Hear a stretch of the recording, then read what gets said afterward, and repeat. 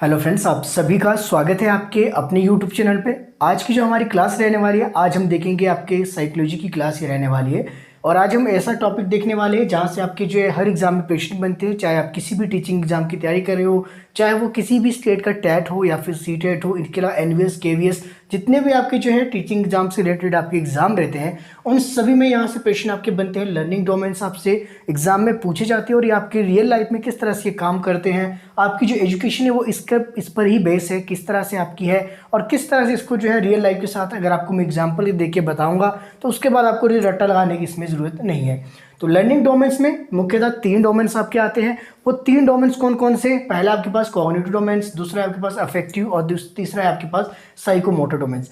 आपको इसके बारे में थोड़ा थोड़ा तो सभी को पता होगा कि आपके कॉग्निटिव डोमेन्स आपके थिंकिंग से संबंधित है, अफेक्टिव डोमेन्स आपके इमोशंस को बताता है, इमोशंस से किस तरह से आप सीखते हैं, साइकोमोटर आपकी स्किल बेस आपका रहता है।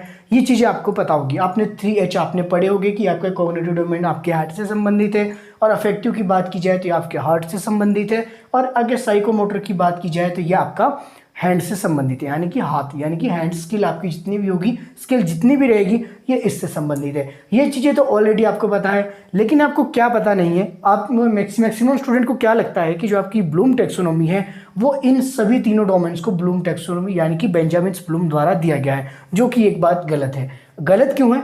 जो आपके कॉग्निटिव डोमेन से, पहले तो लर्निंग डोमेन से आप टॉपिक देख लीजिए। टॉपिक है लर्निंग डोमेन, सीखने के जो आपके क्या क्या क्षेत्र इसमें हो सकते हैं, किस तरह से आपके जो संज्ञानात्मक क्षेत्र हो सकता है, किस तरह आपके भावनात्मक, और किस तरह आपके पास ये मोटर स्किल आपकी हो सकती है, यानी कि आपके पास जो स्किल होगी वो किस तरह से आपकी ये हो सकती है। इसमें देखिए, जो इसमें लर्निंग डोमेन्स में पहला डोमेन्स आपके पास है कॉग्निटिव डोमेन्स। ये किसने दिया था? बेंजामिन ब्लूम द्वारा यह दिया गया था। आपको यहाँ पे स्क्रीन पे देख सकते हैं, बेंजामिन ब्लूम्स ने ये दिया था। और इसमें जो बात की जाए तो इसमें टोटल अगर आप देखिए तो 6 तरह के इसमें पॉइंट इसने डिस्कस किए थे। और ये 6 जो पॉइंट हैं आपके सीखने के कॉग्निटिव डोमेन्स की अगर हम बात करें, कॉग्निटिव डोमेन्स में ये 6 पॉइंट आपके हैं, जिसको कि उसने 2 भागों में बांटा था। 2 भाग कौन से? एक उसने हायर ऑर्डर थिंकिंग स्किल और एक आपकी लोअर ऑर्डर थिंकिंग स्किल। अब ये लो ऑर्डर थिंकिंग स्किल क्या है और हायर ऑर्डर थिंकिंग स्किल क्या है, यहाँ से आपके प्रश्न बनते हैं। सी टेट में भी बनते हैं, टेट में भी बनते हैं, चाहे आप किसी भी स्टेट से एग्जाम दे रहे हो। किस तरह से बनेंगे इसको आज हम डिटेल में करेंगे। बाकी बात की जाए अफेक्टिव डोमेन्स की, अफेक्टिव डोमेन्स किसने दिया था? तो ये डेविड द्वारा दिया गया था। ये आपने याद रखना है। तो अगर आपसे कई जगह पूछा जाए कि अफेक्टिव डोमेन्स किसके द्वारा दिया गया है, तो आप में से मैक्सिमम लगा के आएंगे बेंजामिन ब्लूम टैक्सोनॉमी, तो जो कि इसका पार्ट नहीं है। बेंजामिन ब्लूम्स ने जो टैक्सोनॉमी आपकी जो दी है, जो डिफाइन किया है, उसने 6 टाइप आपके बताए हैं। इसमें 6 तरह के प्रकार इसमें बताए हैं इसने सीखने के। और जो 6 वो पार्ट जो उसने डिवाइड किए हैं या प्रकार इसको कह लीजिए, वो 6 आपने 2 भागों में इसने डिवाइड किए। एक आपके हायर ऑर्डर थिंकिंग और एक आपका लोअर ऑर्डर थिंकिंग। अब ये हायर ऑर्डर थिंकिंग क्या है एजुकेशन में और लोअर ऑर्डर थिंकिंग क्या है, ये आपको मैं अभी थोड़ा सा समझाता हूँ। हमारी जो एजुकेशन है, मेरी एजुकेशन, आपकी एजुकेशन, जो आप वीडियोस आप देख रहे हो, जो आप पढ़ रहे हो, हम सभी की जो एजुकेशन है वो लो ऑर्डर आपकी थिंकिंग स्किल के अंतर्गत आपकी हुई है। लेकिन अगर हम बात की जाए जो न्यू एजुकेशन पॉलिसी आपकी आने वाली है, जो न्यू 2020 आपकी आई है, जो इम्प्लीमेंट अभी नहीं हुई है, वो किस पर बेस है आपकी? वो है आपके पास हायर ऑर्डर थिंकिंग स्किल पे। वो कैसे है वो चीज़ें आपको मैं बताता हूँ। वहीं गवर्नमेंट स्कूल की बात की जाए तो गवर्नमेंट स्कूल में जो ध्यान दिया जाता है लो ऑर्डर थिंकिंग स्किल पे, वहीं जो प्राइवेट स्कूल है वो अब जो है ध्यान देने लग गए हैं आपके हायर ऑर्डर थिंकिंग स्किल पे। बाकी फॉरेन कंट्रीज की अगर हम बात करें तो वहाँ की एजुकेशन क्यों आपकी बेहतर है भारत से? क्योंकि उन्होंने जो है लोअर ऑर्डर पर काम नहीं किया, उन्होंने काम किया था आपके हायर ऑर्डर पर। तो ये जो ब्लूम टैक्सोनॉमी है, ये आपकी जो 1956 वाली आपकी ये है, ये 1956 में जो के बेंजामिन ब्लूम द्वारा ये दी गई थी। हालांकि इसको बाद में रिवाइज कर दिया गया 2001 में, तो ये चीज़ भी आप लिख लीजिए। 2001 में ये रिवाइज हुई थी। लेकिन अभी जो मैं बताऊंगा वो बताऊंगा 1956 वाली की 1956 किस तरह से अभी भी हमारे ऊपर हावी है, और 1956 में आप जो है 1956 में आपके क्या चीज़ें हुई और 2001 में जो इसमें क्या क्या चीज़ें आपकी बदली गई, वो चीज़ें आपको सारी मैं बताऊंगा। तो आपकी जो कॉग्निटिव डोमेन्स आपका जो है इसने एक्सप्लेन किया था या फिर इसके ऊपर जो काम किया था वो किया था बेंजामिन ब्लूम द्वारा। वहीं जो अफेक्टिव डोमेन्स पे जो काम किया था ये किया था डेविड ने, और साइकोमोटर पे जो काम किया था वो किया था आपकी अनीता। इसमें पूरे पूरे नाम याद मत रखिए, बस याद रख लीजिए। डेविड ने अफेक्टिव पे काम किया था और साइकोमोटर पे जो है आपके अनीता ने काम किया था। पूरे नाम लिखने तो पूरे नाम आपके पास यहाँ पे दिए गए। अब मैं आपको एक्सप्लेन करता हूँ आपके कॉग्निटिव डोमेन्स को, क्योंकि एग्जाम में जो प्रश्न बनते हैं यहाँ से अगर प्रश्न बने तो ये तो आप आराम से इसको निकाल लोगे। कैसे निकाल लोगे वो भी अभी आपको मैं एक्सप्लेन कर दूंगा लास्ट तक, इसको दोनों एक्सप्लेन करेंगे। लेकिन आपको समझना क्या है, कॉग्निटिव डोमेन्स। कॉग्निटिव डोमेन्स आपको क्यों समझना है, ये चीज़ आप थोड़ी सी ध्यान में रखेंगे। ये समझना इसलिए ज़रूरी है क्योंकि प्रश्न जो बनते हैं वो आपके यहीं से बनते हैं। और यहीं से कैसे बनते हैं, इसमें पहले आप लोअर ऑर्डर थिंकिंग स्किल समझ लीजिए और फिर आपका हायर ऑर्डर। एक चीज़ तो आपको पहले ही पता है कि कॉग्निटिव डोमेन्स यानी कि संज्ञानात्मक यानी कि जो आपके माइंड से जो काम आप कर रहे हो, चाहे आप कोई भी काम कर रहे हो, चाहे रीजनिंग का हो, मैथ होगा, जिसमें आपके जो माइंड काम कर रहा है वो आपका कॉग्निटिव से संबंधित है। और कॉग्निटिव में आगे पॉइंट जो दिए थे, 6 तरह के पॉइंट की बात करते हैं आपके, इसमें कौन, बेंजामिन ब्लूम। तो बेंजामिन ब्लूम द्वारा 6 पॉइंट इसमें दिए गए हैं। शुरू के जो 3 पॉइंट है ये आपके लोअर ऑर्डर में आते हैं, जिसमें पहला नॉलेज, दूसरा कॉम्प्रीहेंशन, तीसरा आपके पास एप्लीकेशन। ये आपके लोअर ऑर्डर थिंकिंग स्किल पर बेस है। अब ये कैसे है लोअर ऑर्डर पर, इसका भी आप एग्जांपल समझ लीजिए। हमारी जो शिक्षा हुई, यानी कि आपकी शिक्षा हुई, मेरी शिक्षा हुई, हम सभी की इसी पर बेस हुई है। किस तरह से हुई है इसको मैं आपको समझाता हूं। पहला पॉइंट इसमें क्या है, नॉलेज है। लेकिन जब ये 2001 में आपकी रिवाइज की गई तो नॉलेज को रिप्लेस किया गया। नॉलेज की जगह जो वर्ड यूज किया जाता है 2001 के बाद, जो उसको आपके रिवाइज इसको किया गया था ब्लूम टैक्सोनॉमी को, तो ये किया गया था इन्हीं के जो शिष्य थे आपके, जो आपके बेंजामिन ब्लूम है, इनके जो शिष्य द्वारा इसको जो रिवाइज किया गया। अब नॉलेज को नाम दिया गया, उसके बाद रिमेंबरिंग। तो ये चीज़ भी आप लिख लीजिए।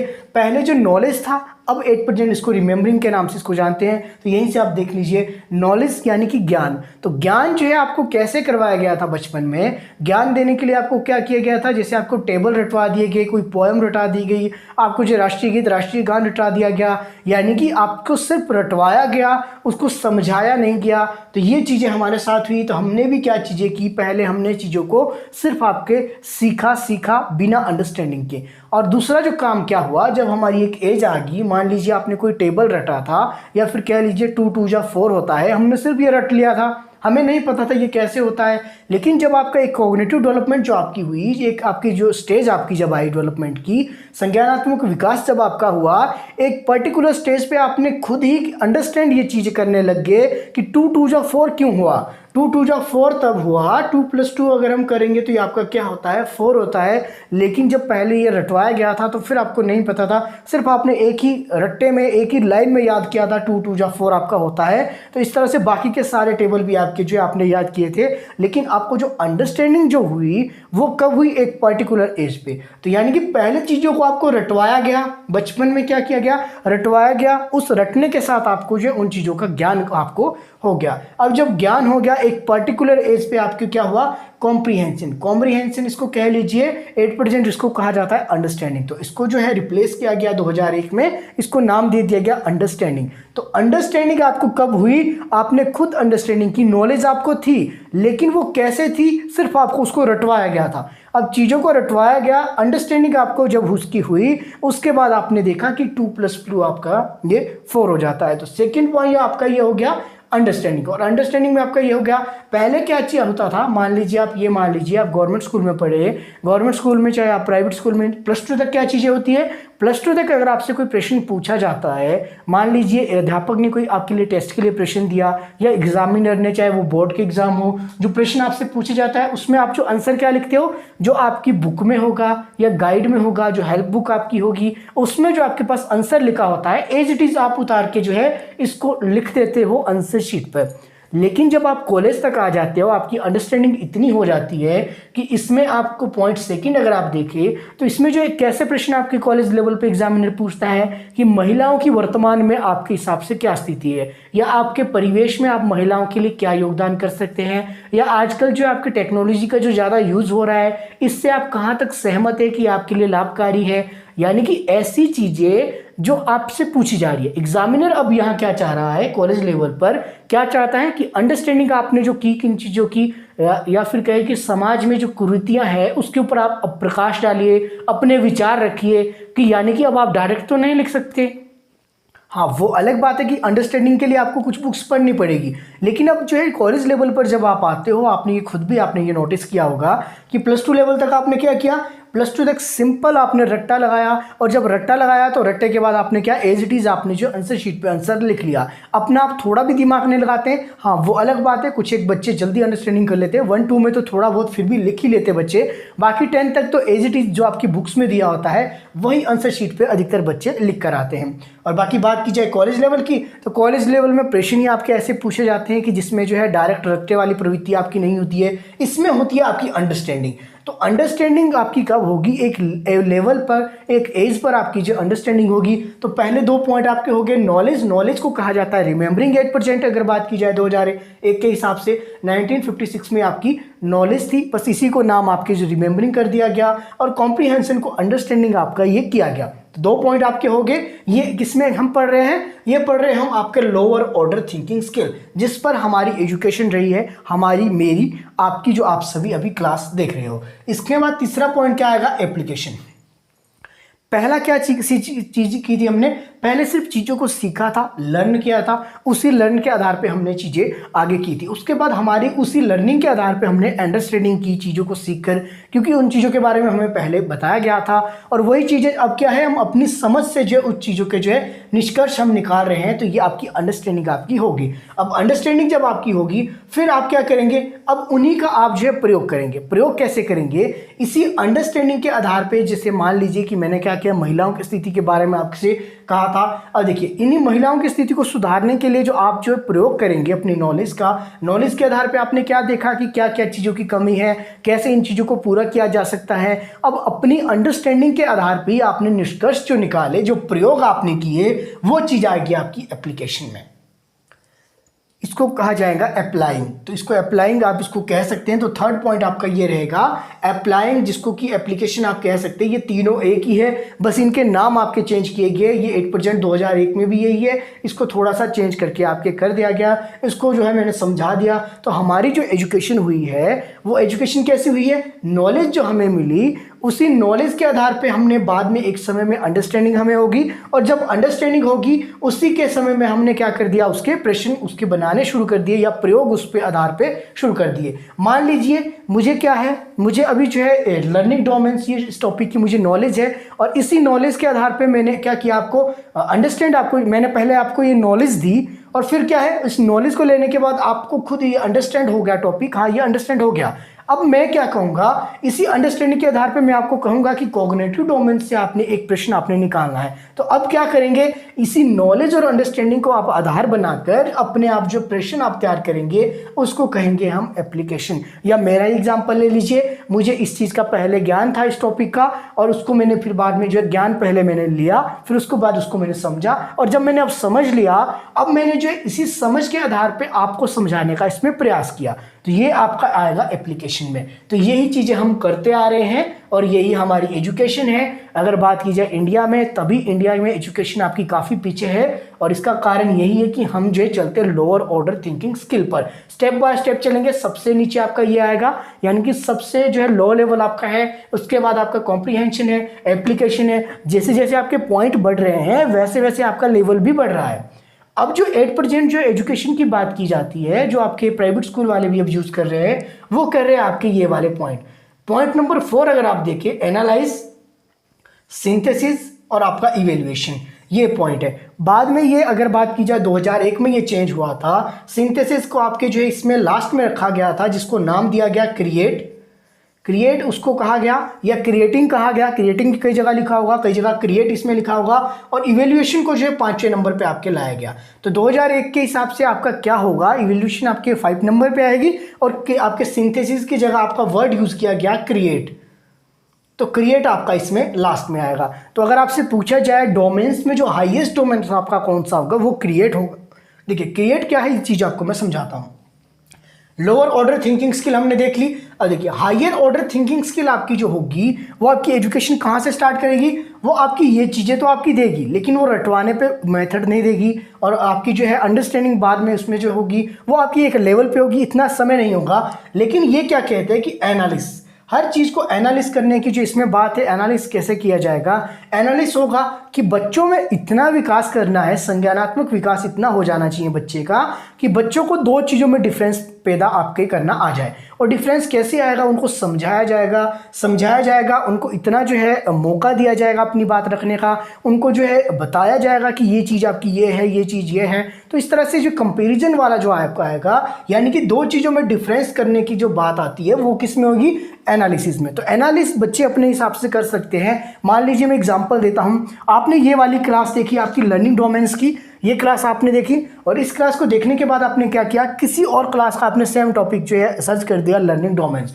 उसके बाद आप उस क्लास को देखते हैं। अब जो है दोनों क्लासों के बीच आपने क्या करना है, डिफरेंस आपने करना है कि कौन सी क्लास आपको बेहतर लगी, कौन सी क्लास में आपको मटेरियल ज़्यादा मिला, कौन सी क्लास में आपको पॉइंट टू पॉइंट मिला, कौन सी क्लास से जो है आपको ज़्यादा समझ आया, कौन सी क्लास आपके लिए ज़्यादा इफेक्टिव रही, कौन सी क्लास में जो है आपने अधिक सीखा कम से कम समय में। अब कंपेरिजन करेंगे, जब कंपेरिजन आप करेंगे तो आपको जो है दो में से एक को निष्कर्ष निकालना पड़ेगा कि हाँ ये वाली क्लास आपके लिए ओवरऑल सही थी या फिर दूसरी क्लास आपके लिए ओवरऑल सही थी। तो ये हो गया एनालिसिस। तो एनालिसिस आपके बच्चों को जो है इतना डेवलप किया जाए कि ताकि वो एनालिसिस कर सके हर चीज़ का, हर चाहे अच्छी चीज़ हो चाहे बुरी चीज़ हो, दो चीज़ों के बीच एनालिसिस वो कर पाए। तो इस पर जो है अब ज़्यादा ध्यान दिया जाएगा। सिंथेसिस की बात की जाए तो सिंथेसिस में आपका क्या आता है, सिंथेसिस में आता है कि बच्चों को जो इतना डेवलप अप किया जाए, बचपन से इतना जो है उनको जो है ज्ञान दिया जाए या फिर इतने अवसर उनको प्रदान किए जाए, ऐसी फैसिलिटीज़ उनको प्रदान किया जाए कि जिससे वो कोई नई खोज आपकी कर सके। सिंथेसिस में आपकी जो है नए चीज़ों का निर्माण इसमें किया जाएगा।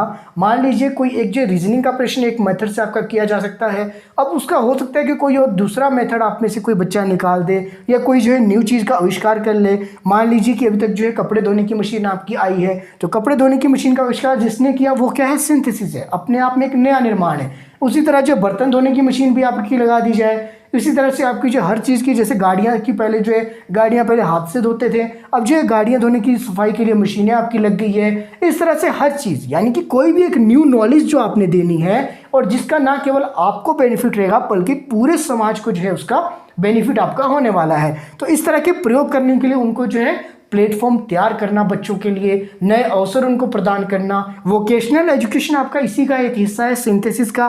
तो ये वाला पॉइंट आप इसमें रख सकते हैं। उसके बाद आपका इवेल्युएशन कैसे होगी, तो इवेल्युएशन आपकी जाहिर सी बात है, इवेल्युएशन आप कैसे करेंगे, जब आपके पास डिफरेंस आप दो चीज़ों में करेंगे, उसके आधार पर जो है नए तथ्य आप निकालेंगे, उसका आप बाद में क्या करेंगे, इवेल्युएट करेंगे कि इस चीज़ से जो है क्या परिणाम आपके निकले। ये चीज़ आपको समझ आ गई। 8% जो है सिंथेसिस को आपके लास्ट में रखा गया है और इवेल्युएशन को आपके 5th नंबर पे रखा गया है। तो लेकिन जो है बेंजामिन ब्लूम क्या मानती थी कि इवेल्युएशन आपकी लास्ट में होगी, लेकिन 2001 में जब ये रिवाइज की गई तो उनके द्वारा क्या माना गया कि इवेल्युएशन आपकी जो है पहले होगी, हाईएस्ट जो डिग्री होगी आपकी, जो हायर ऑर्डर थिंकिंग स्किल की जो डिग्री होगी वो होगी आपकी सिंथेसिस, यानी क्रिएट, कुछ नई चीज़ का ही निर्माण कर देना, कोई नई आपकी जो है नया ज्ञान अर्जित जिसमें कर देना, कोई एक नई चीज़ इंट्रोड्यूस कर देनी, वो क्रिएट होगी, जो क्रिएटिंग होगी ये आपकी हाईएस्ट डिग्री होगी आपकी थिंकिंग की। तो आपको ये समझ आ गया कॉग्निटिव डोमेन्स आपका क्या है, संज्ञानात्मक विकास के सीखने के क्षेत्र से संबंधित हमने इसमें बात की। इसमें 6 पॉइंट आपके दिए गए हैं। फर्स्ट वाले 3 पॉइंट आपके जो लोअर ऑर्डर थिंकिंग स्किल, और उसके बाद जो आपके 3 पॉइंट है वो है आपके पास हायर ऑर्डर थिंकिंग स्किल। तो ये आपके स्टेप बाय स्टेप पढ़ेंगे। नॉलेज आपका सबसे कम में आएगा, जिसमें रिमेंबरिंग है, कॉम्प्रीहेंशन, फिर आपके पास एप्लीकेशन, एनालिसिस, उसके बाद आपके सिंथेसिस, उसके बाद आपके पास इवेल्युएशन। तो ये सारे पॉइंट आपके 6 के 6 किस में आएंगे, ब्लूम टैक्सोनॉमी है, ये ब्लूम टैक्सोनॉमी का पार्ट है जो कि कॉग्निटिव डोमेन से संबंधित है, यानी कि संज्ञानात्मक विकास। संज्ञानात्मक यानी कि जिसमें आप सोच रहे हो, समझ रहे हो, कुछ जो है आप दिमाग का यूज़ कर रहे हो, किसी का आपने नाम याद रखना है तो नाम याद रखने के लिए आपको जो है माइंड का यूज़ करना पड़ेगा। इसके अलावा जो है मान लीजिए आपने जो है कुछ काम करना है, जैसे कि जो किसी ने जो ये मेरे हाथ में मार्कर है, मार्कर का नाम जो है मार्कर किसने रखा, रेड है तो रेड किसने रखा, जो भी है किसी ने कुछ सोच समझ के रखा है, यानी कि जिसने यूज़ किया है अपने दिमाग का, अपने दिमाग के माध्यम से कोई भी चीज़ आपकी हो रही है। मान लीजिए आपने ये क्लास देखी, क्लास देखने के बाद आप चीज़ों को याद कर रहे हो, तो ये भी कॉग्निटिव डोमेन्स में आपका आएगा। नेक्स्ट आपके पास अफेक्टिव डोमेन्स, इसको आप सीख लीजिए। अफेक्टिव डोमेन्स क्या है, इससे एग्जाम में अभी तक मुझे नहीं देखने को मिले, ना सीटेट में, ना केवीएस, ना एनवीएस में अधिकतर क्वेश्चन जो एग्जाम में देखने को मिलते हैं कॉग्निटिव डोमेन से।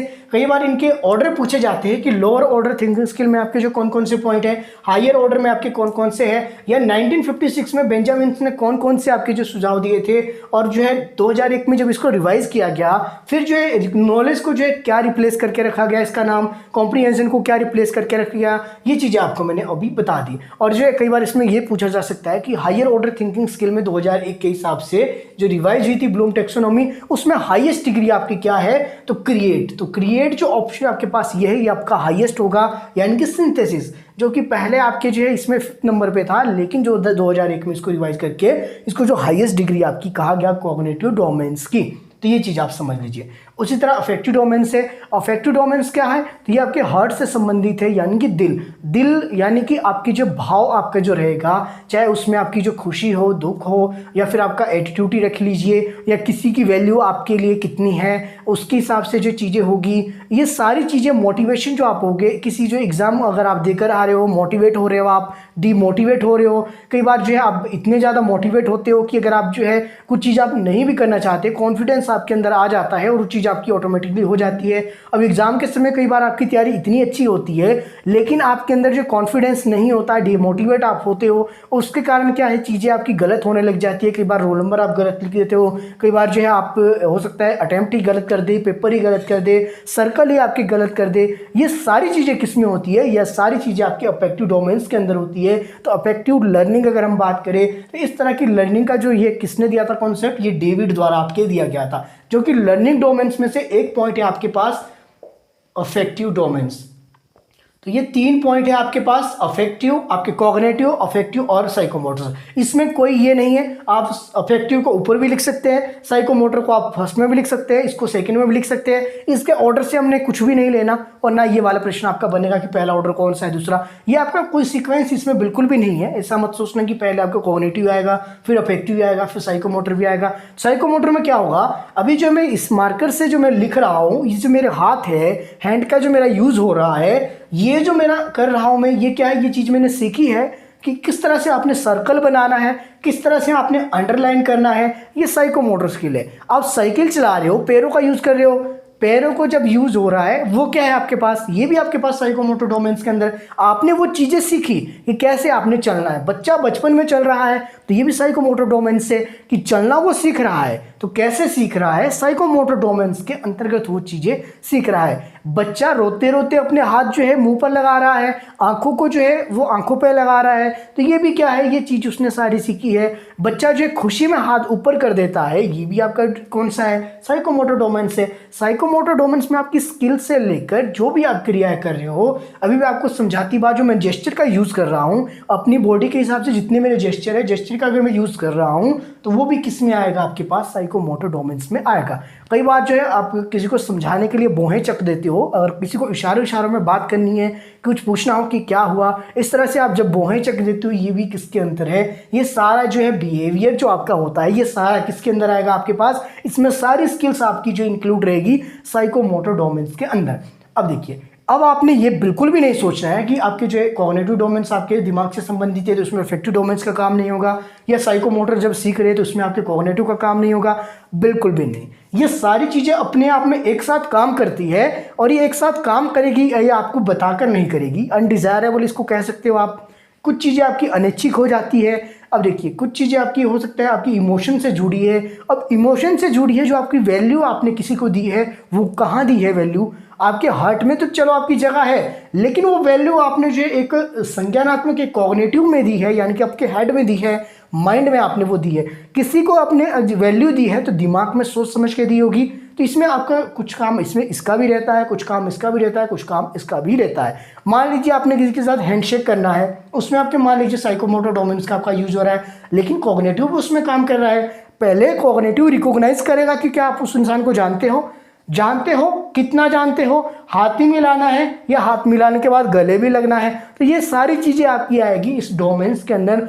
जो लर्निंग डोमेन्स है ये सारे अपने आप में एक दूसरे के साथ ये रिलेट करते हैं। ये जस्ट आपके एग्जाम्पल है, इसको आपने एक बार नोट डाउन कर लेना। बाकी अफेक्टिव डोमेन्स में भी आपके 5 टाइप है, इसके अलावा साइकोमोटर में भी आपके 6 टाइप है। अगर आपने देखने होंगे तो देख लेना, आपको जो मैंने PDF प्रोवाइड करवाई है उसमें ये सारे पॉइंट आपके लिखे अफेक्टिव डोमेन्स के भी और आपके साइकोमोटर डोमेन्स के भी।